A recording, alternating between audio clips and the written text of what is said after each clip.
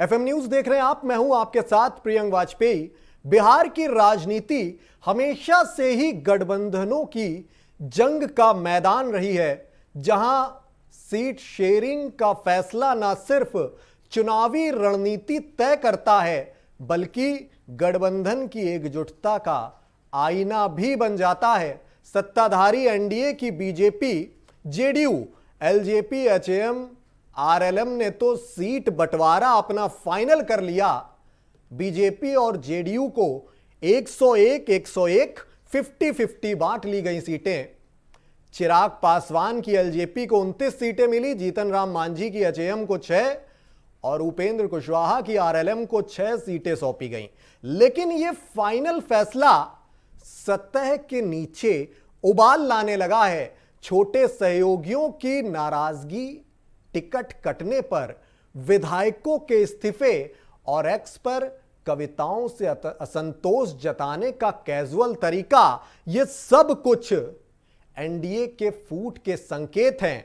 दूसरी तरफ विपक्षी महागठबंधन के दल आरजेडी, कांग्रेस, वामदल, वीआईपी अभी भी सीट विवाद में उलझे हुए दिख रहे हैं। लेकिन एनडीए की ये आंतरिक कलह आरजेडी के लिए सुनहरा मौका बन सकती है। क्या यह कथित फूट एनडीए को कमजोर कर देगी या सिर्फ विरोधियों को भटकाने के लिए अमित शाह का यह मास्टरमाइंड है? आगे चर्चा में बढ़े इससे पहले एक खास रिपोर्ट आपको दिखाते हैं।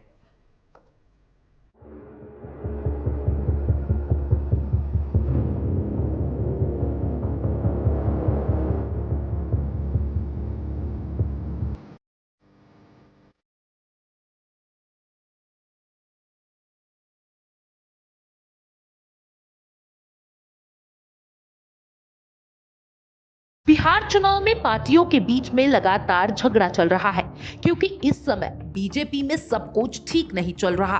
क्योंकि सभी पार्टियों के बीच झगड़े का जो असल मुद्दा बना हुआ है वो है उसको ज्यादा मुझको कम, इस सीट पर मैं नहीं, उस सीट पर वो क्यों। इस बात को एनडीए के एक बड़े नेता ने कही है। इसके साथ ही दूसरी तरफ जेडीयू ने अपने 57 सीटों पर उम्मीदवारों का ऐलान भी कर दिया है और इस लिस्ट के आने के बाद एनडीए के अंदर का झगड़ा जग जाहिर हो गया है। दरअसल सीट शेयरिंग में चिराग पासवान को दी गई 5 सीटों पर जेडीयू ने अपने उम्मीदवार उतार दिए हैं।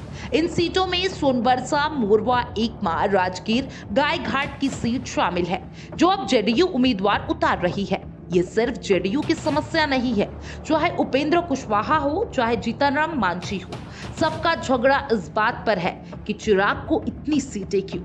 इतनी सीटें ही नहीं, वो सीट भी जिस पर अन्य दल दावा कर रहे हैं, वो भी एक एक कर। अगर सबसे दर्द के बारे में बात करें तो आपको बता दें कि आरएलएम के चीफ उपेंद्र कुशवाहा ये सबसे कम बोले जब सीट बंटवारा हो रहा था, लेकिन जब बोले तो दिल खोल कर रख दिया। रात भर इनको मनाने का प्रयास किया गया पटना में, लेकिन जब बात नहीं बनी तो आला कमान से मिलने दिल्ली आए। दरअसल बताया जा रहा है कि महुआ सीट को लेकर उपेंद्र कुशवाहा खासे नाराज है। उपेंद्र कुशवाहा महुआ सीट से अपने बेटे को टिकट दिलाना चाहते हैं, लेकिन महुआ सीट चिराग के खाते में चली गई है। नाराज और प्रसन्न होने का कोई मामला नहीं है, आपको उनसे सवाल पूछना चाहिए। This time nothing is well in NDA. Thank you. Delhi जाने से पहले उपेंद्र कुशवाहा साफ साफ कह रहे थे कि एनडीए में कुछ भी ठीक नहीं है और साफ दिख रहा है कि उपेंद्र कुशवाहा इस बार अपना मांग से पीछे हटना नहीं चाह रहे हैं। दूसरी तरफ जीतन राम मांझी भी खासे नाराज चल रहे हैं। अब तो वो चिराग के साथ फ्रेंडली फाइट के मूड में भी है, क्योंकि जो चिराग के खाते में बोधगया मखदूमपुर सीट दिया गया है, उस सीट पर जीतन राम मांझी ने अपने प्रत्याशी उतार दिए हैं। उन्होंने साफ कहा कि किसी और को क्या हक है कि जेडीयू की सीट पर अपने उम्मीदवार उतार दे, इसलिए उसके तर्ज पर जीतन राम मांझी ने भी 2 सीटों पर अपने प्रत्याशी उतार दिए हैं। जनता जो है हम पर भरोसा की है और जनता जो है मालिक है, और ये तीसरी बार जो है हमने नामांकन जो है राघोपुर से की है और मुझे पूरा भरोसा है कि राघोपुर की जनता जो है इस बार पुनः जो है उस पर विश्वास करेगी और हमारा एक संकल्प है और जो संकल्प है आपको भी पता है कि कोई ऐसा परिवार ना बचे, यानी हर एक परिवार के पास एक सरकारी नौकरी हो। बेरोजगारी को जड़ से हमको मिटाना है, बिहार को आगे ले जाना है। पढ़ाई, दवाई, कमाई, सिंचाई, सुनवाई, कार्रवाई वाली सरकार हमें चाहिए। हमें केवल सरकार ही नहीं बनाना, बल्कि बिहार को बनाने का काम करना है। लोग त्रस्त हो चुके हैं भ्रष्टाचार से, अपराध से। एनडीए की कहानी में तो उठापटक चल ही रहा है, लेकिन ये उठापटक सीट बंटवारे के बाद हो रहा है। वहीं महागठबंधन की बात करें तो यहाँ यही तय नहीं हो पाया है कि किसको कितनी सीट मिली है। केवल कयास लगाए जा रहे हैं कि कांग्रेस पार्टी चुनाव में 65 सीटें चाहती है, लेकिन राष्ट्रीय जनता दल उसे सिर्फ 55 सीटें देने के लिए ही राजी है। इधर पार्टी सूत्रों के अनुसार महागठबंधन में पहले चरण की जिन सीटों पर सहमति बन चुकी है, उनके नाम पार्टी आज घोषित कर सकती है। कांग्रेस ने अब तक कुल 43 सीट पर उम्मीदवार चयनित कर लिया है। महागठबंधन में कांग्रेस 65 सीटों की मांग पर अड़ी है। इस खिचखिच के बीच तेजस्वी यादव ने सोचा चलो अपना नामांकन कर ले, सो उन्होंने बड़े लाजमे के साथ अपना नामांकन दाखिल कर लिया है। बता दें कि तेजस्वी यादव राघोपुर सीट से तीसरी बार चुनाव लड़ेंगे। 2 बार यहां से जीत चुके हैं। 2015 में पहली बार राघोपुर से ही विधायक बने थे। अपने नामांकन के बाद उन्होंने सबके सामने अपनी बातों को भी रखा। बिहार चुनाव में सियासी गर्मी अब अपने चरम पर है। एनडीए के भीतर सीटों को लेकर मचा घमासान अब खुलकर सामने आ चुका है। उपेंद्र कुशवाहा और जीतन राम मांझी की नाराजगी ने गठबंधन की मुश्किलें बढ़ा दी है। दूसरी तरफ जेडीयू और चिराग पासवान के बीच सीटों की जंग और तेज होती दिखाई दे रही है। वहीं महागठबंधन में भी सीट बंटवारे को लेकर रहस्यकाशी जारी है। इस बीच तेजस्वी यादव ने राघोपुर से नामांकन दाखिल कर चुनावी शंखनाद कर दिया है। अब देखना होगा कि सीट की इस खींचातान के बीच किसका समीकरण बिहार की सियासत में बैठता है और कौन खाता है मात।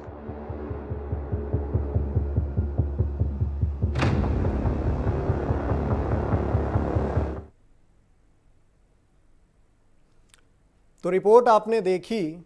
लाजमी सी बात है, इस समय बहुत सारे तथ्य निकलकर सामने आ रहे हैं। जातिगत समीकरण बिगड़ जाने से जुड़े हुए, साथ ही एक एनडीए में तमाम छोटे दलों के बीच एक के बाद एक बड़ी असहमति भी देखने को मिल रही है, जो कि आज चर्चा का विषय है। और चर्चा में आज हमारे साथ जुड़े हैं, बीजेपी का प्रतिनिधित्व कर रहे हैं राकेश पोद्दार जी, आरजेडी से हमारे साथ जुड़े हैं शाहान परवेज जी, साथ ही वरिष्ठ पत्रकार डॉक्टर सुनील कौशिक जी हमारे साथ जुड़े हैं। शुरुआत में भारतीय जनता पार्टी के प्रवक्ता राकेश पोद्दार जी से ही करूंगा। राकेश जी, स्थिति से आप भी वाकिफ हैं, इससे पहले आप ये एक सुर में कह दें कि एनडीए में सब कुछ ठीक चल रहा है। पूरे दिन की गतिविधियां, उपेंद्र कुशवाहा जैसों का बयान बहुत कुछ कह रहा है कि एनडीए में बहुत बड़ी फूट सामने आ रही है।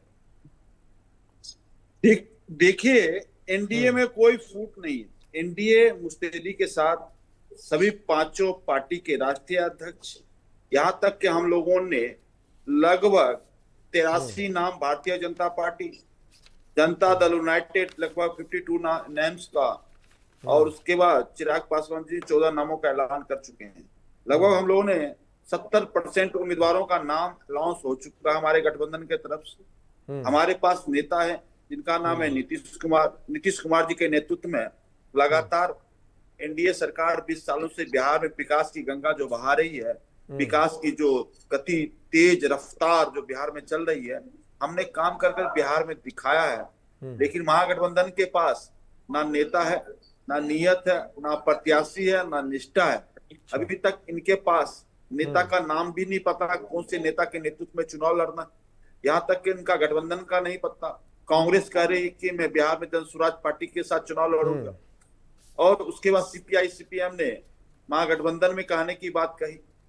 आपने देखा होगा किस प्रकार मुकेश सहनी कहते हैं कि महागठबंधन आईसीयू में है, इनकी दवाई की जरूरत है, इनको वैक्सीन लगाने की जरूरत है। तो आप स्पष्ट रूप से आप मीडिया के साथ ही, आपको तो पता होगा कि बिहार में चल क्या रहा है। बिहार में यही चल रहा है बिहार की रफ्तार में यही चल रहा है कि एनडीए लगभग 80% अपने उम्मीदवारों का नाम घोषित कर कर चुनाव के मैदान में चले गए, और हमारे लगभग 60% उम्मीदवार जिनका नामांकन भी हो चुका है। कल तक लगातार परसों तक हम लोगों ने जितने भी प्रत्याशी हैं प्रथम चरण के, उनके नाम नामांकन भी हो जाएंगे। ठीक है राकेश और भाई, मैदान ये तो आप भी स्थिति बता रहे मोदी, हैं, सुनिए, मुखपत्र बता रहे हैं बीजेपी का, लेकिन इस बीच आप अलग अलग बयान भी बता रहे हैं जो इंडी गठबंधन से जुड़े नेताओं का।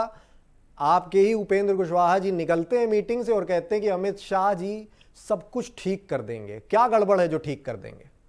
नहीं, उपेंद्र कुशवाहा जी ने बयान दिया, उनके बाद उन्होंने स्पष्ट रूप से कहा, और उन्होंने कहा, कि साफ मान लिया आपने, उनके शब्दशाह मैं बता रहा हूं, उन्होंने कहा एनडीए में इश्यूज तो है, यही शब्द थे उनके। नहीं, उन्होंने कहा एनडीए में सब कुछ ठीक है। एक पहली लाइन उनकी ये थी निकलते ही कि एनडीए में इश्यूज तो हैं, लेकिन अमित शाह जी सब ठीक कर देंगे। वो आप जो बयान की बात कर रहे हैं वो अमित शाह जी से पहले क्या बयान, अमित शाह जी से मिलने का पहले का बयान है, जब उन्होंने उपेंद्र कुशवाहा और हमारे नित्यानंद राय जी पटना से दिल्ली के लिए रवाना हुए थे, उस समय का बयान है। उसके बाद का बयान उनका स्पष्ट रूप से कहा कि मैं एनडीए के साथ हूँ, एनडीए के गठबंधन में हूँ, सब कुछ ठीक हो चुका है, हमारे यहाँ कोई दिक्कत ही नहीं है। आपने देखा होगा कि सभी 3 पार्टियां, हमारी जितने भी सहयोगी दल हैं, नामांकन प्रत्याशी का नाम अनाउंस कर चुका है, मीडिया के साथियों को बताने का काम किया, चाहे फेसबुक के माध्यम, चाहे ट्वीट के माध्यम, चाहे मीडिया के साथियों को प्रेस कॉन्फ्रेंस के माध्यम, ट्वीट के माध्यम से राकेश भाई, ट्वीट के माध्यम से, एक्स के माध्यम से तो उपेंद्र और मांझी सरीखे नेता ये कह रहे हैं। उपेंद्र की अगर बात करें तो उपेंद्र तो अपने कार्यकर्ताओं समर्थकों को माफीनामा लिख रहे हैं, मान गए हैं कि भैया वोट बैंक छिटक सकता है, गड़बड़ हो गई है। वो मान मनोबल का दौर भी चल रहा, मीटिंग में उन्हें क्या आश्वासन देकर शांत कर दिया गया है वो अलग विषय है।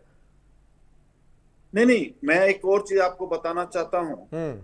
आपने जिस विषय का पूछा, हमारे यहाँ हमारी गठबंधन में लोकतांत्रिक तरीके से लोकतंत्र है। इस गठबंधन में हर वर्ग को, हर समुदाय को, हर समुदाय के जो अंतिम पंक्ति में वर्ग में बैठे प्रत्याशी हैं, तो समीकरण बनाकर हमने बिहार के चुनाव में हर वर्ग की चिंता की, चाहे वो दलित हो, चाहे महादलित हो, चाहे आदिवासी हो, चाहे पिछड़ा हो, चाहे किसी भी समुदाय को, चाहे स्वर्ण हो, सभी को हमने साधने की कोशिश की, सबको साथ ले चलने की कोशिश की। आज हमारे पास देश के प्रधानमंत्री मोदी जी हैं, प्लस नीतीश कुमार जी के विकास के कार्य हैं, प्लस जो 243 सीट पे प्रत्याशी हैं उनकी एक छवि है। तीनों चीज मिलकर अगर बिहार में चुनाव होता है, हो रहा है, जिसमें आप देखेंगे कि प्रत्याशी कहीं ना कहीं हम जीतेंगे। और एक और बात मैं कह देना चाहता हूं आपके चैनल के माध्यम से, एफएम के माध्यम से, कि जनता को 2020 में चुनाव हुआ था, 12,000 वोटों का फर्क हमारा था महागठबंधन के साथ। चुनाव की एक रिपोर्ट में भी है, उस समय में चिराग पासवान हमारे साथ नहीं थे, 24,60,000 वोट उनका आज हमारे साथ है। उपेंद्र कुशवाहा जी उस 2020 के चुनाव में हमारे साथ नहीं थे, वो आज हमारे साथ है। जीतन राम मांझी जी चुनाव में हमारे साथ नहीं थे, लेकिन आज हमारे साथ। तो हमने जो काम किया है, विकास की गति को तेज किया, विकास की जो गंगा बिहार में बही है। उपेंद्र कुशवाहा की आपने बात करी कि उपेंद्र कुशवाहा हमारे साथ हैं, मैं आऊंगा आपके पास। आज की एक हेडलाइन ये भी बनी, बड़ी खबर सामने आई, शान भाई आपके पास में आऊंगा। आज कांग्रेस की ओर से उपेंद्र कुशवाहा को प्रलोभन भी मिल गया कि आप चाहें तो हमारे पास आ जाएं, और स्थिति आपको भी पता है कि एनडीए में बहुत कुछ फूट जैसे हालात हैं, और फायदा आपको मिलेगा या नहीं इस पर भी लोग देख रहे हैं। देखिए, मुझे लगता है कि बीजेपी के प्रवक्ता को उपेंद्र जी की जो बयान आया था हिंदी में, वो समझ नहीं पाए। तो मैं इंग्लिश में रिपीट कर दे रहा हूँ, शायद इंग्लिश के जानकार होंगे इसलिए हिंदी को समझ नहीं पाए होंगे। Upendra Kushwaha said that all is not well in NDA. उसका मतलब अगर आप समझ पा रहे होंगे तो शायद मेरी बात को समझ पाए होंगे। दूसरी बात आप आइए, वही मैंने हिंदी में ट्रांसलेट करके बताया। नित्यानंद राय जी के खिलाफ उनके पार्टी के लोग प्रदर्शन कर रहे हैं, कह रहे नित्यानंद राय चोर है, और उन्हें टिकट बेचने के लिए 6 करोड़ रुपए की मांग की है। उनके पार्टी के कर्मठ लोग साथ संघर्ष कर रहे हैं। तीसरी बात आप आ जाइए कि जनता दल यूनाइटेड की जो आंतरिक कलेश सामने आए। गोपाल मंडल जी कल मुख्यमंत्री से, एक चुना हुआ एमएलए मुख्यमंत्री से मिल नहीं पा रहा, ये लोकतंत्र की बात कर रहे हैं। एक चुना हुआ सांसद जो कह रहा है कि पार्टी पर बीजेपी का कब्जा हो गया, इसलिए मुझे अपने सांसद पत्र से त्याग पत्र दे दिया। ये कोई छोटी बात है? कभी भी बिहार की राजनीति में आज तक ऐसा नहीं हुआ, कोई भी चुनाव ऐसा नहीं हुआ जिसपे ये आरोप लगाया जा रहा हो कि पार्टी को, जनता दल यूनाइटेड को हाईजैक कर लिया गया। ये उनकी पार्टी के लोग कह रहे हैं। दूसरी तीसरी बात आप आ जाइए अब कि एक बड़ी मजेदार बात मैं आपको सुना रहा हूं कि सोनबरसा और एकमा एक सीट है, सोनबरसा और एकमा, वहां पर जेडीयू के सांसद, सॉरी जेडीयू के मंत्री हैं सोनबरसा से सीट पे। वहां सोनबरसा पर आमने सामने है चिराग पासवान, नीतीश कुमार। उसके बाद आप आ जाइए महुआ में उपेंद्र कुशवाहा जी अपने बेटा को चुनाव लड़ाना चाह रहे हैं, उनको सीट दे दिया गया चिराग पासवान। तो महुआ में चिराग पासवान वर्सेस उपेंद्र कुशवाहा का माहौल बना हुआ है। फिर नीचे आ जाइए बोध गया और आप इधर मखदुमपुर जो मांझी जी का घर है, वैसे माहौल, तो वहां भी आप उपेंद्र कुशवाहा और मांझी जी के बारे में टकराव चल रहा है। तो दूसरी बात, तीसरी बात देखिए, दूसरे वैसे तो देखा जाए तो हमारे यहाँ क्या बना हुआ भाई, सीट लिया गया, वीआईपी पर 20 सीटों पर अड़े हैं, 20 सीटें क्या आप दे देंगे? उसके हम बाद कह रहे हैं सीट पर अड़े हैं, सीट पर अड़े, हमारा तो सीट का भी घोषणा ही नहीं हुआ जिस सीट पर अड़े। हमने ये कहा कि हमने कहीं ऐसी सीट बांटी हो तो बताइए कि जहां से हमें टिकट वापस लेना पड़ रहा है। टिकट का घोषणा कर दिया, सीट का घोषणा कर दिया, सीट को वापस लेने की बात हो रही है। देरी भी तो आप पर सवाल खड़े कर रही है। लगातार बेईमानी का आरोप जमीनी कार्यकर्ता लगा रहा है। नहीं तो लगातार जमीनी कार्यकर्ता जो है, वो चाहे वो चिराग पासवान जी की पार्टी में हो, उनके प्रदेश अध्यक्ष का टिकट कटते कटते बातें तो इस तरह की भी हो रही है। समझिए कि आंतरिक लोकतंत्र की अगर ये लोग बात कर रहे हैं तो इससे बिहार की जनता उब चुकी है। अभी ये इनका तो सब्जेक्ट है कि चुनाव कैसे लड़ते हैं। इंडी गठबंधन में भी सहमति नहीं बन पा रही है। इसको भाई साहब स्किप कर रहा हूं। अब ये इनका आंतरिक मसला है कि ये चुनाव कैसे लड़ेंगे। ये हमारे पार्टी का या हमारे गठबंधन का माथा का दर्द नहीं है। इनको जैसे लड़ना है लड़े। बात अब है कि हमने कहा, हमारे नेता ने कहा कि प्रत्येक घर के लोगों को सरकारी नौकरी मिलना चाहिए कि नहीं मिलना चाहिए। अब ये सरकार तय करके बताए कि क्या सरकारी नौकरी बिहार के लोगों को मिलेगी कि नहीं मिलेगी। सरकार उनकी गरीबी दूर करने में सक्षम है कि नहीं है। जिस प्रकार से पलायन भयावह, इस मुद्दे पर ग्राफ बढ़ते शान भाई, इस मुद्दे पर तो लगातार डिबेट हो रही है, लेकिन अभी आप हम मुद्दे पर चुनाव लड़ रहे हैं। अब जब मुद्दे पर आप चुनाव लड़ेंगे श्रीमान, तो मैं स्पष्ट कह रहा हूं कि भारतीय जनता पार्टी और एनडीए की हवा निकल गई है और जनता जब सवाल पूछने को उतारू हो गई। हम 6 महीने पहले, 1 साल पहले बोला बिजली फ्री होगी, नीतीश कुमार जी ने कहा पैसा कहां से लाओगे, अब फिर बिजली फ्री हो गई। हमने कहा 200 फ्री होनी चाहिए थी, आपने 125 किया, मैं 200 करूंगा। नवंबर के बाद की जो सरकार होगी, सिंचाई, पढ़ाई, दवाई और सुनवाई वाली जो सरकार होगी, उस सरकार के बाद आपकी बिजली 200 यूनिट फ्री हो जाने आ रही है। बिल्कुल आपके वाजिब मुद्दे हैं, बिजली, रोजगार के मुद्दे की बात होनी चाहिए, लेकिन चर्चा इस विषय पर भी है। अगर सीटों में असहमति की बात हो रही है तो फिर इंडी गठबंधन पर भी सवाल उठेंगे, क्योंकि इंडी गठबंधन भी अभी पशोपेश में लगी हुई है। इतना वक्त बीता जा रहा है, कार्यकर्ताओं का मनोबल भी गिर रहा है कि भैया सीटों का ऐलान हो जाए तो एकजुट होकर फिर आगे बढ़े। इसका एक जवाब ले लीजिएगा हमसे। बोलिए राकेश जी। हमें ये लगता है अरे सुन लीजिए, कि आपके पास राकेश जी आऊंगा, बात खत्म हो जाए शान भाई। अभी आपके पास जो है कायदे का अपडेट नहीं पहुंच पा रहा है, तो अगर मैं आपको कुछ अपडेट कर देना चाहता हूं। लगातार सीटों का बंटवारा हो रहा है, टिकटों का बंटवारा हो रहा है और नॉमिनेशन फाइल हो रहे हैं। और हमारे अंदर ये हो रहा है कि जहां नॉमिनेशन अगर कहीं फाइल हुआ है तो वहां से सीट खींचा खींची नहीं हो रही है। हम जब भी कर रहे हैं तो बहुत सोच विचार के कर रहे हैं कि किस पार्टी को कौन सी सीट मिलनी चाहिए थी और कौन से पार्टी का कौन सा कैंडिडेट वहां बेस्ट कैंडिडेट हो सकता है। और उसकी सबसे 60 से 62 सीटों की अपेक्षा कांग्रेस रखे हुए है, वीआईपी 20 सीटों की अपेक्षा रखे हुए हैं। 5 करोड़ लेकर टिकट बेचने का नहीं है। क्या उनको सीटें मिल जाएंगी? भैया क्या असहमति नहीं है? मुकेश सैनी जी ने अगर आपको सीटों की लिस्ट सौंप दी होगी तो आप मुझे सुना दीजिए, मैं उस पर कुछ बात कर लूंगा। अगर आपके पास सूची आ गई है उनकी तो आप उसको सार्वजनिक कर दीजिए, उसमें दिख जाएगा कि कौन सा सीट नहीं। जैसे मैं आपको कह रहा हूं कि एकमा, सोनबरसा, बोध गया, मखदुमपुर, तो उसके बाद महुआ जैसे सीटों पर आज भी खींचातानी जारी है। एक तरफ गठबंधन के लोगों ने टिकट दे दिया है, दूसरी तरफ गठबंधन के दूसरी पार्टियों ने भी उस पर टिकट दे दिया है। हमारे में कहीं ऐसा हुआ हो तो सीटों को सार्वजनिक कीजिए श्रीमान, हो सकता है जानकारी का अभाव हम पे भी हो, हमारे पास भी हो सकता है।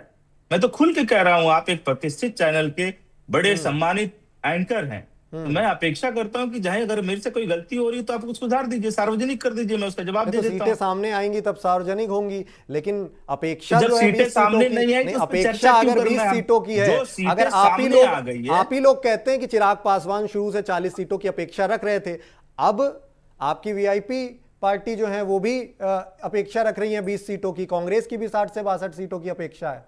मैं तो यही कह या रहा तो हूं आप कि अगर आपके पास टिकटों वीआईपी के के ऐलान से हमारे पहले आप ये सहयोगियों मत ने कहें, ये नैरेटिव ना क्रिएट करें कि चिराग नहीं, पासवान, नहीं, नहीं, आप ही मैं डिबेट में इन बैठकर केस बोल में रहे थे कि 40 सीटों की अपेक्षा है चिराग पासवान की। मैंने नहीं बोला, मैं बता रहा हूँ कि सीटों की अपेक्षा तो 45 सीट की मांग कर ही रहे थे। हमने ये सुनिए, कहा मेरा कि अगर हमसे सवाल पूछ रहे मेरा हैं जवाब तो दे हमारी दीजिएगा। पार्टी से संबंधित मेरा सवाल होगा तो मैं जवाब दे दूंगा, ठीक है, या ठीक है, हमारे गठबंधन से संबंधित सवाल होगा तो मैं जवाब दे दूंगा। अगर हमारे गठबंधन के किसी सहयोगी दल ने आपसे सीटों की चर्चा कहीं ठीक की है राकेश भाई, और किन किन सीटों ठीक- पर बात करने की बात कर रहे हैं या उनकी मांग कौन कौन सीटों की है, तो मैं तो कह रहा हूँ श्रीमान, आपके चैनल पे खुल के कह रहा हूं अभी, तो इसको ठीक है। सार्वजनिक कर दीजिए, मैं उसका जवाब दे दूंगा। ठीक है राकेश भाई, आप कुछ कह रहे थे। अभी इन्होंने कहा कि बिहार में हम हर परिवार से सरकारी नौकरी देंगे, तो इस बात को जानने की जरूरत है, आपका चैनल के माध्यम से जनता को भी जानने की जरूरत है कि ठगने वाली बात। बिहार के अंदर 14 करोड़ जनसंख्या है और 14 करोड़ जनसंख्या के बाद लगभग 2 करोड़ 80 लाख परिवार है। कितना? 2 करोड़ 80 लाख परिवार। नंबर एक। जब इस टॉपिक को छेड़ रहे हैं तो रिसर्च करके बढ़िया नहीं, बताइएगा, जवाब दे देखिए देंगे। आपकी बारी आएगी शाहन भाई, तब आप बात रखिएगा। तो मजा आपकी बारी आएगी शाहन भाई, दोबारा आएगी तब आप अपनी बात रखिएगा, फिलहाल उनको बोलने दीजिए। टॉपिक को छेड़िएगा मेरे सामने, हमारे सामने अगर इस टॉपिक को छेड़ रहे हैं तो इस तथ्य का खंडन आप करेंगे जब आपका वक्त आएगा।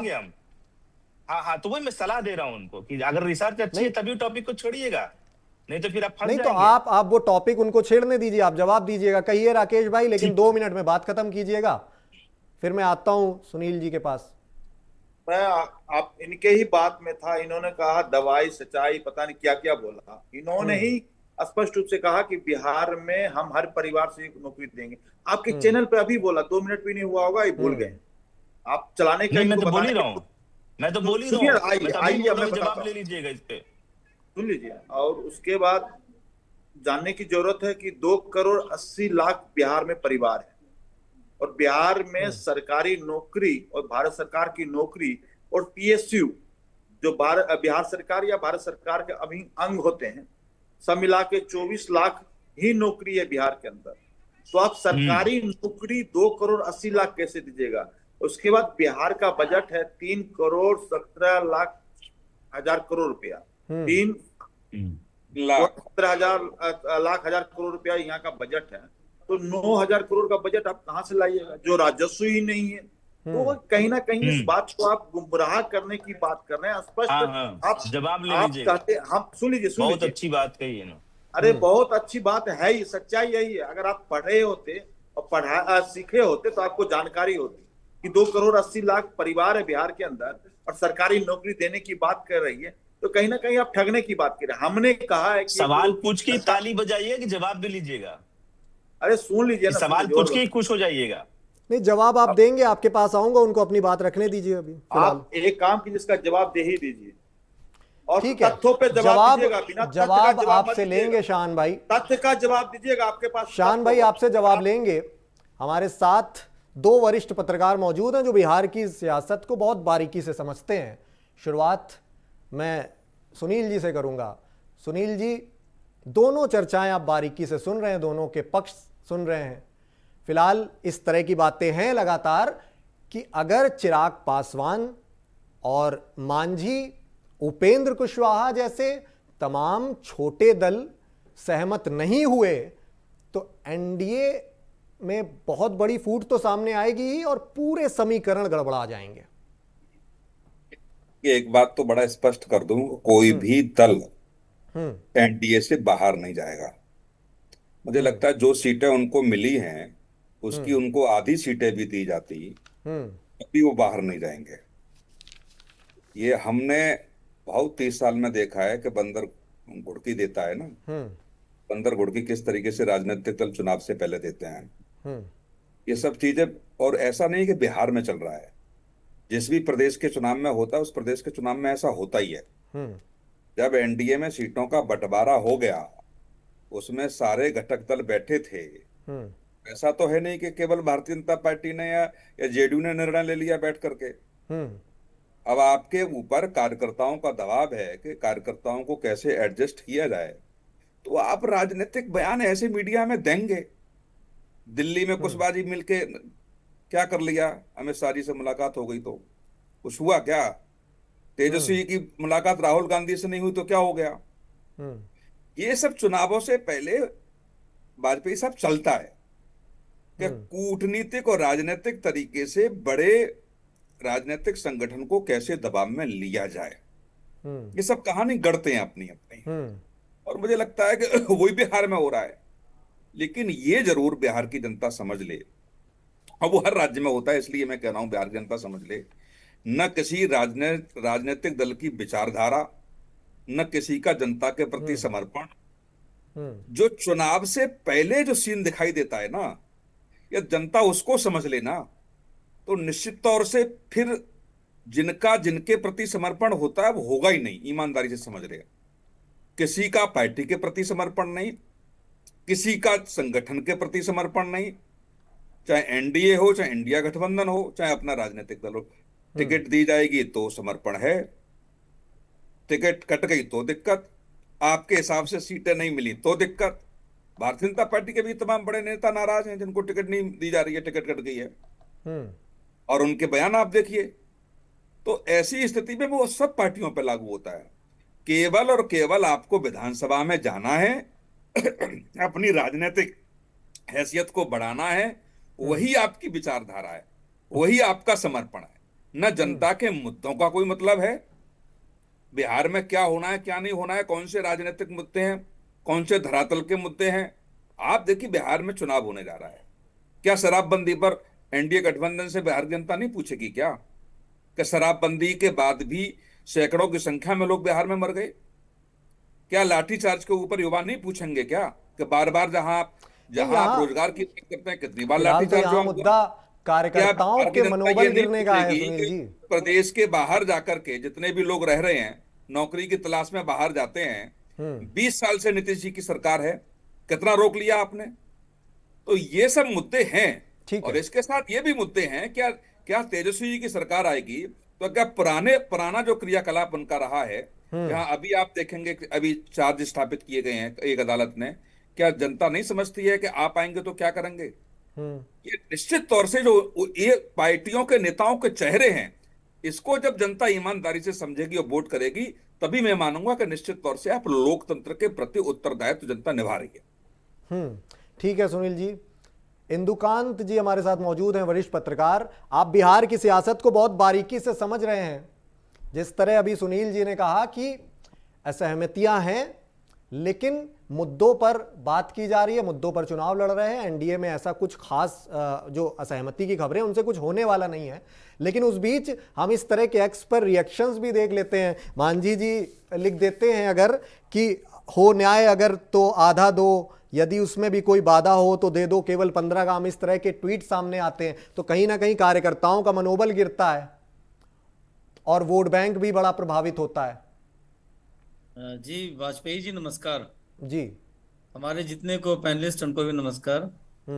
देखिए अभी एक बड़ी साफगोई से डॉक्टर सुनील कौशिक जी हमारे को पैनलिस्ट ने कही बात, मैं उससे बिल्कुल इत्तेफाक रखता हूँ कि देखिए ये व्यंग शेर शायरी सब करते रहेंगे, लेकिन वो दल या गठबंधन नहीं छोड़ने वाले। और ये तो देखिए वो आपने गाने की लाइन सुनी है ना कि क्या गम है जिसको छुपा रहे हो, तुम इतना क्यों मुस्कुरा रहे हो। तो गम होगा भी तो अंदर दबा के मुस्कुराना पड़ेगा जब अमित शाह से मिलने जाएंगे। उस गम को दिखा नहीं सकते हैं। क्या हुआ जब तेजस्वी जी दिल्ली गए थे, कोर्ट में पेशी के लिए गए और उन्होंने पहले से कह रखा था कि वहां हम राहुल गांधी से मिलकर के आएंगे, मुलाकात नहीं हो पाई। अच्छा, इस खबर को फैलाया गया, इस खबर को न तो मैं जानता था, न सुनील भाई जानते थे, न मीडिया में कोई जानता था। यह खबर कैसे फैल गई?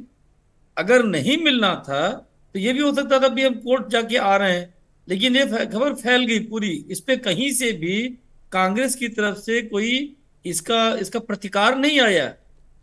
अगर मान लीजिए कि कई लोग अब आरजेडी में कहने लगे कि नहीं ये फेक न्यूज है, मिलने की कोई बात नहीं थी, और अगर इस खबर में थोड़ी भी हकीकत है तो आप ये देखें कि बिहार के सीन में कहां आरजेडी और कहां कांग्रेस। जिस कांग्रेस को आरजेडी ने अपना कंधा दिया और आज वो इस स्थिति में आ गए कि वो उनको मीटिंग के लिए टाइम नहीं दे रहे, तो ये हकीकत बयान करता है कि क्या स्थितियां हैं। और वास्तव में देखिए, ये आपत्ति वाली बात क्रूड और ट्रू पॉलिटिक्स है, उसमें ऐसे ही होता है आपत्ति दर्ज अपनी अपनी चीजों को दबाने के लिए सभी पार्टियां प्रयास करती है। वाजपेयी जी, सभी पार्टियां अपनी, देखिए कांग्रेस वहां चुनाव लड़ने गई है किस लिए? केवल कुछ सीटें जीतने के लिए। कांग्रेस की एक तमन्ना है कि भाई हमने पिछले 35 साल 40 साल बिहार में एक छत्र राज्य किया, तो फिर से वो चाहेंगे कि पूरे राज्य में हमारा संगठन खड़ा हो जाए। और वो कैसे खड़ा होगा? जब वो हर जगह जितना ज्यादा से ज्यादा सीटों पर चुनाव लड़ेंगे। नहीं तो आज आप देखिए कि माननीय तेजस्वी जी ने जब अपना नामांकन पत्र दाखिल किया तो आज उनके साथ उनके महागठबंधन का कोई दूसरी पार्टी का नेता नहीं। ये क्या संदेश है? संदेश तो गठबंधन का तब जाता है वाजपेयी जी जब हर नेता के साथ, देखिए राहुल गांधी जी के साथ एसआईआर के मुद्दे पे कंधे से कंधा मिला करके, जबकि वो एजेंडा कांग्रेस लेकर के आई थी, तेजस्वी जी ने राज्य का दौरा किया जो है वो बहुत, लेकिन जिस तरह से मतलब नहीं है जान भाई, अब अपनी बात रखिएगा। वो जमीन पर उन्होंने ग्राउंड पर जो रिपोर्टिंग करी है उनका व्यक्तिगत आकलन नहीं है। मुख्यमंत्री पद का उम्मीदवार राहुल जी ने सारी पार्टियां अपने अपने कैंडिडेट को फाइनल कर रही है, सारी पार्टियां अपने अपने कैंडिडेट का नॉमिनेशन कांग्रेस का एक राज्य स्तरीय नेता और अपने पार्टी के लोगों का नॉमिनेशन कराने से ही लोगों को फुर्सत नहीं है। तो आप कैसे अपेक्षा कर रहे हैं कि सारी पार्टियां एक दूसरे के नॉमिनेशन में चलेंगे? नॉमिनेशन ये कौन बीच में बोल देते हैं? नहीं, ये कौन बीच में बोल देते हैं? क्या ये मछली बजा रहे हैं क्या? आप राव तेजस्वी जी की बात कर रहे हैं, इंडिया तेजस्वी जी की बात इसलिए कर रहे हैं तो वो मुख्यमंत्री का चेहरा बनने जा रहे हैं। बताइए, ऐसी बात का चेहरा होंगे और उनके साथ गठबंधन के लोग नहीं होंगे, उसका कोई उचित नहीं है। हमें लगता है समय की बर्बादी है ऐसी बातें से करना। जब प्रचार शुरू होता है उसके बाद गठबंधन के नेता आते हैं, गठबंधन की नीति तय होती है, गठबंधन के नेता प्रचार करते हैं। ठीक है, नॉमिनेशन में कहा आपने देखा है? बताइए, आप जो एलिगेशन लगा रहे तेजस्वी जी की नॉमिनेशन में नहीं पहुंचे राहुल गांधी, आप बताइए कि कहाँ चले गए? मोदी जी किसके नॉमिनेशन में आ गए? नीतीश जी किसके नॉमिनेशन में चले गए? चिराग जी किसके नॉमिनेशन में जा रहे हैं? तो आप जब बात करें तो ऐसे बेसलेस बात करके समय को बर्बाद ना करें। ठीक है शान भाई, मैं आपके पास आऊंगा। फिलहाल हमारे साथ अभी मनोज कुमार जी जुड़ गए हैं, जेएसपी का प्रतिनिधित्व कर रहे हैं। मनोज जी, जो आपकी लिस्ट आई है उसमें 17 ऐसे कैंडिडेट हैं जो ईबीसी वर्ग से आते हैं, ईबीसी को साधने की कोशिश है। 51 उम्मीदवारों में 17 कैंडिडेट ईबीसी वर्ग के हैं और कहीं ना कहीं एनडीए के खेमे में आपके साधने की कोशिश है, सेंधमारी की कोशिश है। क्या लगता है आपको, आप एनडीए के वोट, ईबीसी वोट काटने में कामयाब हो पाएंगे या फिर आरजेडी को फायदा पहुंचाएंगे वोट काटू बनकर? नहीं, हम लोग वोट काटू नहीं है और ये हम लोग अभी नहीं कर रहे हैं कि हम लोग ईबीसी के इतने कैंडिडेट उतार रहे हैं। हमने शुरुआत में ही कहे हैं कि बिहार में जाति है, जातीय समीकरण है, इसको झुठलाया नहीं जा सकता है। इसके बावजूद भी हमने कहा है कि हम जात से उठ करके, धर्म से उठ करके बिहार में मुद्दों की राजनीति करेंगे। लेकिन साथ ही साथ हमारा ये भी कथन था कि जातियां हैं और हर जातियां में अच्छे लोग हैं, उनको निकालना है, उनको मथना है, उनको नेतृत्व देना है ताकि वो अपने जो भी उनकी कम्युनिटी है उसका प्रतिनिधित्व कर सके। तो ईबीसी की संख्या सबसे ज्यादा है इस बिहार में, तो 70-72 लोग जो भी है कैंडिडेट हम उसको उतारेंगे। 40 मुस्लिम का उतारे हैं, ऐसे में 40 SC ST मिला करके ऑलरेडी रिजर्वेशन है, 40 महिलाओं का उतारे हैं, तो हम जो जो संविधान में भी आप देखिएगा, फंडामेंटल राइट्स में भी ये कहा है कि सबका एक इक्वल रिप्रेजेंटेशन होना चाहिए। उसको ध्यान में रखते हुए हमने इक्वल पोर्शन में सबको देने का कार्य किया। जहां तक वोट काटने का सवाल है, हम आज कोई भी पार्टी जो भी है, जिसका कितना वोट मिलता है, अगर वो सत्ता में आती है तो 38 से 40% मिलता है। 60% लोग अभी भी उस पार्टी को या उस दल को वोट नहीं देते जिस दल की सरकार बनी है। इसका मतलब ये है, इसका सीधा मतलब ये है कि 60% लोग ऐसे हैं जो अभी भी कहीं जा सकते हैं, किधर भी जा सकते हैं। तो हम लोग किसी को वोट नहीं काट रहे हैं। आपके मुखिया तो कह रहे हैं या तो हम बिल्कुल 0% देंगे या तो सीधे सरकार बनाएंगे। बिहार विकल्प है, एनडीए और महागठबंधन के सिवा। तो आप विकल्प चुनिए जो बिहार के मुद्दों की बात कर रहा है, प्लान रोकने की बात कर रहा है, रोजगार देने की बात कर रहा है। तो हम लोग वोट कटवा पार्टी नहीं है, हम लोग मुद्दे पर काम कर रहे हैं। पिछली बार भी जब वोट पड़ा था उसमें 28% देखिएगा जो वोट पड़ा था, पूरे देखा जाए तो उसमें 28% वोट ऐसे थे जो नॉन ऑफ द एबव पे पड़ा था, नोटा पर पड़ा था। वो वोटर्स कहाँ जाएंगे? उनको कोई ऑप्शन बिहार में अवेलेबल नहीं दिखा, इसलिए वो नोटा पर गए थे। अब बिहार में 28% वोटों आ गए। 10% मान लीजिए हमने एनडीए से ले लिया, 10% महागठबंधन से ले लिया, तो अच्छी खासी संख्या जन स्वराज की हो जाती है। इस समीकरण हम लोग काम कर रहे हैं। ईबीसी और SC/ST और ओबीसी और जनरल और महिलाओं का ये तो कॉम्बिनेशन हमारा पहले से चलते आ रहा है। ठीक है शान भाई, बहुत देर से आप कई तथ्यों का खंडन कर रहे थे, अपनी बात रखिए आप अब। इस सवाल जो है वो आप कर लीजिए तो ज्यादा बेहतर है, नहीं तो फिर बहुत सारी बातें हो जाएगी। जो बातें हैं वो अभी हमारे एक बीजेपी के मित्र थे शायद जो नौकरी की बात कर रहे थे, तो मैं उनका जवाब देना चाह रहा था जिस प्रकार का वो एक सवाल इसमें मैं ये ऐड ऑन करता हूं। दे दिया कि 14.5-15 करोड़ की आबादी है बिहार की और 2 करोड़ की 2.5 करोड़ का परिवार है बिहार के अंदर। अब उन्होंने कह दिया कि 24 लाख नौकरियां हैं। मैंने इनसे पूछना चाहता हूँ, सरकार में आप 20 साल से आप बता दीजिए कि केवल 24 लाख नौकरियां हैं, ये आपको किसने कह दिया? ये जो नैरेटिव आपने सेट करा है, पूरा खेल तो इसी का है। और वो खेल ये है कि आपने जो 24 लाख नौकरियां सरकारी रखी है बचा के, उन नौकरियों की संख्या बढ़ने की जगह घटती चली जा रही है। और घटते इसलिए चली जा रही है क्योंकि आप सारे सरकारी सृजनों में आपने थर्ड पार्टी को इंटरफेयर किया है। और थर्ड पार्टी जिसको आप इंटरफेयर करके नौकरियां बांट रहे हैं, जो थर्ड पार्टी के माध्यम से नौकरियां हो रही है, उसको आप सरकारी नौकरी नहीं गिनते हैं, उसको आप सरकारी राज्य कर्मी का दर्जा नहीं देते हैं। तो हम लोग ये कह रहे हैं कि जहां से थर्ड पार्टी को नौकरी देने का जो प्रयास किया गया है और थर्ड पार्टी और बिचौलिए के माध्यम से जो बिहार की जनता का शोषण हो रहा है, हम लोग उसका खंडन कर रहे हैं। और वहां पर ये सरकार इसलिए कर रही है क्योंकि हम लोगों का ये मानना है कि ये सरकार जो है वो आरक्षण नीति के विरोध में काम करने वाली सरकार है। इसकी मानसिकता वो ये है कि वो आरक्षण को समाप्त करने की बात करता है। तो ये थर्ड पार्टी को का जो फॉर्मेशन किया गया है वो इसी कारण से किया गया है ताकि यहाँ पर आरक्षण का लाभ ज्यादा से ज्यादा लोग ना ले सके। और हम ये कह रहे हैं कि हमारी पार्टी राष्ट्रीय जनता दल इस बात का पक्षधर है कि नौकरियों में 65% का रिजर्वेशन लागू होगा। दूसरा पॉइंट कि डोमिसाइल नीति लागू होगी। तो सरकार के प्रवक्ता से मेरा केवल 2-3 सवाल है कि आप ये बता दीजिए कि सरकार ने कितनी ऐसी वैकेंसीज है जो थर्ड पार्टी को दे रखा, उसको आपने सार्वजनिक कर दीजिए। दूसरी बात कि आपने डोमिसाइल नीति जब लागू करेंगे तो बाहर के लोगों को दिया गया नौकरी उसको उसकी संख्या आप राइट डाउन कर ले, वो सार्वजनिक कर दे कि वो कितना है। और तीसरा पॉइंट कि थर्ड पार्टी की सरकार के अंदर बड़े बड़े चेहरे बने हुए हैं। एक कंपनी का नाम मैं बता रहा हूं आपको बिहार का, जिसको आप सो कॉल्ड बहुत बड़ी कंपनी कह रहे हैं और उसका डिंडोरा पीटा जा रहा है, और बहुत बड़ी कंपनी है जो बहुत बड़ी फाइनेंसर है भारतीय जनता पार्टी की। और उनके नेता राज्यसभा, उनके MD राज्यसभा गए और आज उनके दूसरे जो उनके बेटे हैं वो भारतीय जनता पार्टी में बड़े चेहरा है, ऋतुराज सिन्हा। नाम सुना है आपने? SIS कंपनी का नाम है। अब बताइए कि सिक्योरिटी गार्ड को डायरेक्ट बहाल सरकार नहीं कर सकती है, मगर सिक्योरिटी गार्ड SIS के माध्यम से बहाल होगा। तो SIS का जो इनकम है वो जो सरकार और गार्ड के बीच की जो पैसे को जो बचत करके आज ये अपने आप को कह रहे हैं कि बहुत बड़ी कंपनी, बहुत बड़ा एम्पायर खड़ा कर लिया, वो किसका पैसा मार के कराया आपने? उन मजदूरों का, उन सिक्योरिटी गार्ड का जो बेचारा रात भर जगकर आपका, हमारा और आपका रक्षा कर रहा है, उसका पैसा मार के आप कह रहे हैं कि बहुत बड़ा हम तोप चला रहे हैं।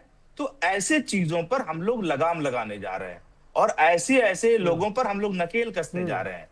और ऐसे ऐसे लोगों पर जब नकेल कसाएगा और इसी को हम लोग सरकार के अंदर अपने सरकार के अधीन नौकरी देंगे और ऐसी नौकरियों में भी 65% का आरक्षण लागू होगा।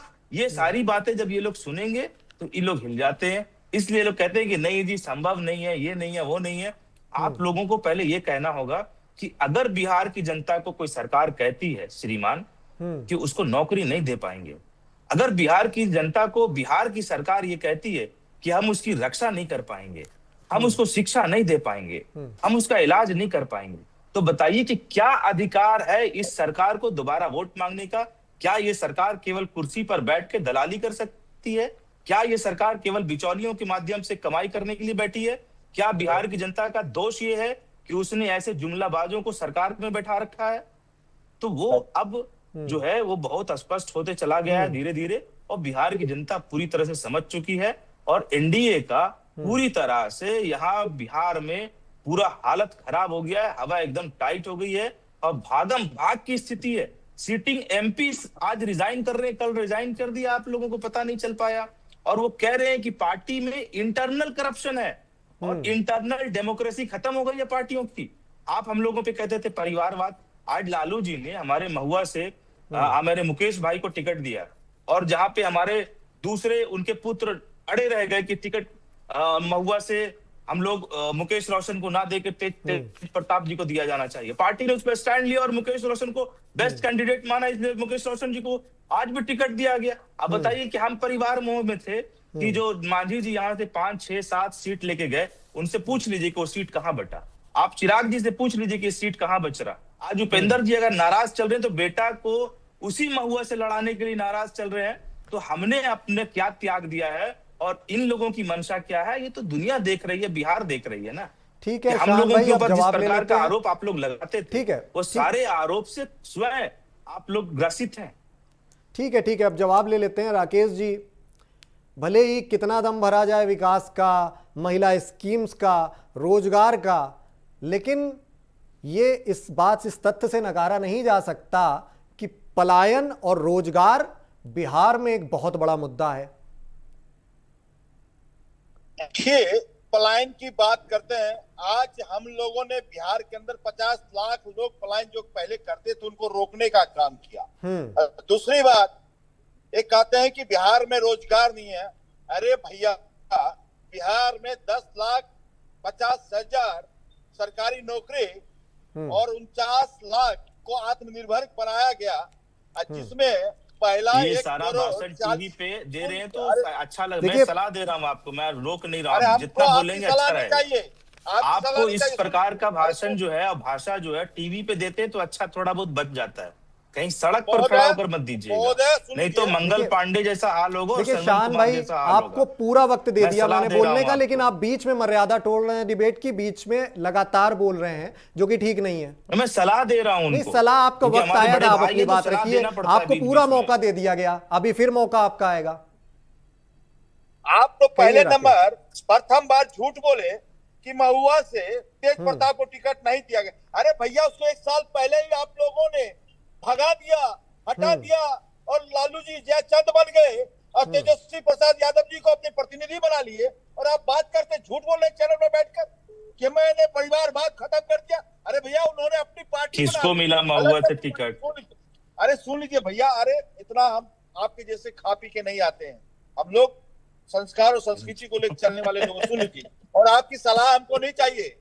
हमारी सलाह 13 करोड़ जनता लगातार 20 सालों से मोहर मार कर देती है। सलाह कहती है विकास के काम आपने नीतीश कुमार जी ने किया है, नीतीश कुमार जी का नाम पर मोहर लगता है। आपकी सलाह की जरूरत नहीं है। जिस व्यक्ति ने आप जदयू के प्रवक्ता हैं, जनता दल यूनाइटेड के हैं या भाजपा के हैं, 32 रन नहीं बनाया, वो आज हमें सलाह देंगे।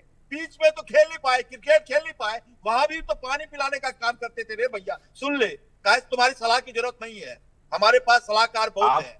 जो 13 करोड़ जनता है ना, वो सलाह देती है। ठीक है, सलाहों से बिहार। ठीक है राकेश जी, आऊंगा आपके पास। आपने अपने जीवन में क्या उखाड़ लिया है, उसका भी तो चर्चा कीजिए। नहीं, आप अरे हमें आप जीवन IAS में बहुत ऑफिसर कुछ हैं। सीखा है। व्यक्तिगत हमें ना हो, सेवा क्या उखाड़े व्यक्तिगत ना हो। नहीं, व्यक्तिगत जब जाएंगे तो व्यक्तिगत सुनेंगे ना। जब व्यक्तिगत अगर कोई आदमी जाएगा कि पानी नहीं, पिला मैं रहे दोनों थे, से कह रहा हूं कि तो आपको व्यक्तिगत सुनेगा। नहीं, आप मुद्दे पर बात करें। जब दोनों कोई से निवेदन व्यक्तिगत है कि आप नहीं, व्यक्तिगत जब मुद्दा आक्षेप नहीं ना आया लगाएं। तो व्यक्तिगत आ गए, और जब व्यक्तिगत आएंगे तो व्यक्तिगत सुनेंगे इन्होंने क्या उखाड़ लिया है। अरे भैया लालू जी ने बोला है, अरे लालू जी ने बोला कि मेरा बेटा ठीक है, बनाया है। पीसीआर उनके दोनों की सवाल ऑडियो का डाउन हो। फिलहाल मनोज जी, आप ये बताइए, स्थिति आपने दोनों देखी, एनडीए में भी स्थिति वही है और इंडी गठबंधन में भी स्थिति वही है। इस बीच प्रशांत किशोर विकास का नारा लेकर और जमीनी मुद्दों को लेकर जमीन पर उतरे हुए हैं। उनका दावा है कि हमारे जो दावे हैं चुनावी वो इनसे हट के हैं, हम जातिगत समीकरण की कोई बात नहीं कर रहे हैं, हम तो निष्पक्ष होकर चल रहे हैं। लेकिन इस तरह की बातें भी हैं कि एनडीए के वोट शेयर के आगे प्रशांत किशोर की मेहनत जाया ही होने वाली है। वो सिर्फ वोट के समीकरण में हस्तक्षेप कर सकते हैं, इससे ज्यादा कुछ नहीं। जी, वही कर रहा है प्रशांत जी। शुरू से ही हमारा जो जन स्वराज का उदय ही इसी मुद्दे पर हुआ कि हम बिहार का जो असली मुद्दा है, जो ये भूल चुकी थी, कोई प्लान की बात नहीं करता था, रोजगार कैसे देना है, कैसे बढ़ाना है, उसकी बात नहीं करता है, केवल सरकारी नौकरी कर रहे हैं। तो उठाकर देखेंगे तो बिहार में सरकारी नौकरी करने वाले इसकी जनसंख्या के 2% से भी कम लोग हैं, तो बढ़ाकर 2.5% कर देंगे। ये हो गया, सरकारी नौकरी हो गया। सरकारी नौकरी किसी भी राज्य, किसी भी देश की अर्थव्यवस्था को बढ़ाने में योगदान नहीं करती है। वो व्यवस्था को ठीक करने में लगाई जाती है सरकारी नौकरी, सरकारी तंत्र चलाने के लिए। लेकिन जब रोजगार बढ़ता है, जिसमें सबके हाथों को कुछ ना कुछ काम मिले, उसके घर में कुछ ना कुछ पैसे मिले, तब जाके अर्थव्यवस्था किसी भी राज्य के लिए मजबूत होती है। लेकिन एनडीए की सरकार को देखा जाए 20 सालों में, लोगों को वो फ्री में ये दे देंगे, फ्री में वो कर देंगे, फ्री में कर देंगे, फ्री में घर दे देंगे। अरे भैया, स्वामी विवेकानंद ने एक बहुत अच्छी बात कही थी कि अगर आप सचमुच किसी की सहायता करना चाहते हैं तो उसको रोटी मत दो, उसको रोटी कमाना सिखा दो। कितने लोगों के स्किल डेवलपमेंट कर रहे हैं यहाँ बिहार में। शिक्षा को उन्होंने पूरी तरह से खराब कर दी है। स्किल डेवलपमेंट के नाम पर लूट मची हुई है। बहुत सारा स्किल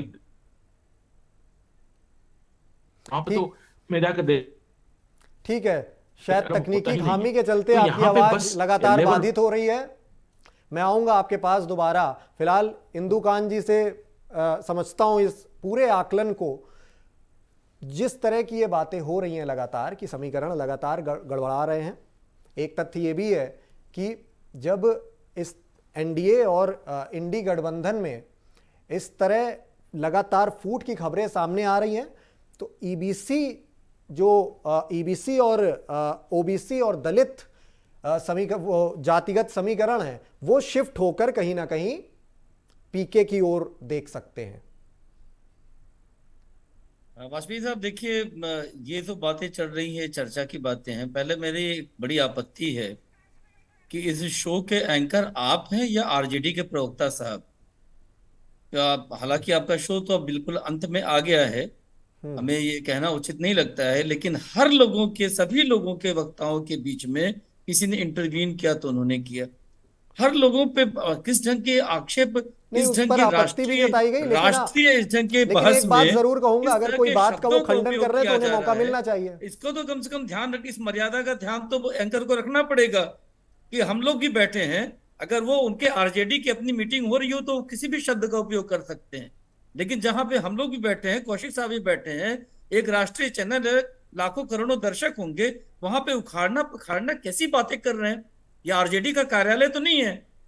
और मैं अब ये कहना चाहता हूं कि देखिए, जिस तरह की स्थितियां हैं, इसमें वोटों की डिवीजन या तो डेवलपमेंट के काम पे होंगे, और नहीं तो जातिगत राजनीति के आधार पर जो डिवीजन होता है, वो एमवाई समीकरण को लेके आरजेडी लगातार एक्टिव रही है जब से लालू प्रसाद जी राजनीति में सक्रिय हुए, और उस एमवाई पे ही नजर है कांग्रेस की, और उस एमवाई के साथ साथ दलित वोटों को भी अपने साथ जोड़ने की पूरी कोशिश राहुल गांधी जी कर रहे हैं।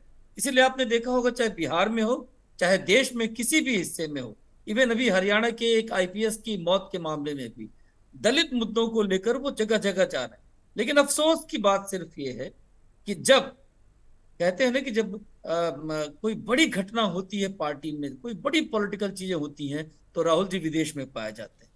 आज जब सीटों के बंटवारे का मामला था, पार्टियों में अपने महागठबंधन में समन्वय का मामला था, तो राहुल गांधी जी सीन में नहीं थे। एसआईआर पे इतना बड़ा उन्होंने तूफान लाने की कोशिश की, आज वो चुनाव में मुद्दा नहीं। तो मैं ये मानता हूं कि जो जातिगत समीकरण जिन पार्टियों के साथ, जिन गठबंधनों के साथ थे, लगभग वही रहेंगे। और ये जो व्यतिक्रम दिख रहा है कि कुछ लोग कह रहे हैं यहाँ हम नाराज हैं, हमको सीटें कम मिली, वो बातें ठीक कह रहे थे लोग कि अपने बेटों के लिए, अपने लोगों को एडजस्ट कराने के लिए। और ये यही समय होता है, अदरवाइज इन छोटे दलों को चुनाव के पहले और चुनाव के बाद पूछता कौन है? तो ये समस्या है। बट कोई बड़े लेवल पे किसी जाति या धर्म के वोटर से शिफ्ट हो रहे हैं, ऐसा हमें नहीं लगता है। और पीके इस चुनाव में सिर्फ एक बार फिर से हमें, मेरा ये मानना है कि वोट कटुआ के ही रूप में होंगे। अदरवाइज अगर उन्होंने अपने सिद्धांतों से समझौता करके डिफरेंट पार्टीज में जिनको टिकट नहीं मिलता है उनको टिकट दिए, तो कुछ सीटें उनकी निकल सकती हैं। जी ठीक है। सुनील जी, जिस तरह डिबेट की शुरुआत ही मैंने करी कि पीके जो हैं वो चाहे जितना ज़मीन पर ग्राउंड जीरो पर उतर लें, लेकिन कुछ हद तक, कुछ परसेंटेज ही समीकरण प्रभावित करके एनडीए या एनडी गठबंधन के वोट काटू ही बन के रह पाएंगे। लेकिन ये भी सच बात है कि दलित वर्ग जब एनडीए से असहमत होगा तो फिर वो ऐसे दलों की ओर देखेगा। सुनील जी। नहीं, देखो वाजपेयी जी, पिछली बार आप देखेंगे कि 125 सीटें एनडीए गठबंधन को और महागठबंधन को 110 सीटें, बहुत ज्यादा अंतर नहीं था।